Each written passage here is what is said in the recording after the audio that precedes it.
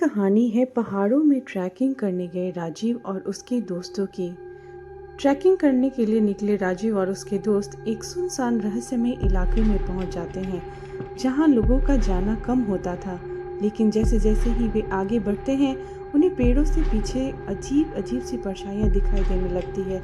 वे जल्दी चलने लगते हैं, पर वो परछाइयां उनके करीब आती जाती थी।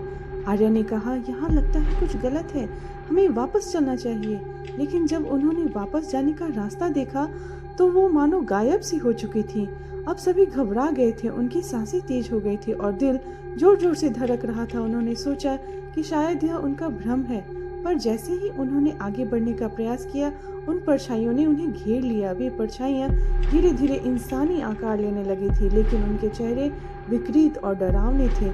नेहा ने चिल्लाते हुए कहा, हमसे गलती हो गई, हमें यहाँ से जाने दो। लेकिन अब बहुत देर हो चुकी थी। उन अजीब गरीब आकृतियों ने उन्हें जकड़ लिया और उनकी चीखें पहाड़ों की खामोशी में गुम हो गई। कई दिनों बाद गांव वालों ने उनकी खोज शुरू की, लेकिन उन्हें कुछ नहीं मिल पाया। सभी दोस्त कभी नहीं मिल पाए। लोग कहते हैं कि वे अब भी उस जंगल में भटक रहे हैं और मानो अपने छूटे हुए रास्तों को खोजने की तलाश में लगे हैं। पर उस जंगल का रास्ता अब कोई नहीं जानता और वहां जाने की कोई हिम्मत भी नहीं कर पाता। तो दोस्तों, कैसी लगी आपको ये हमारी कहानी? प्लीज़ हमें ज़रूर बताएं और हमारे चैनल को सब्सक्राइब करें। Thank you.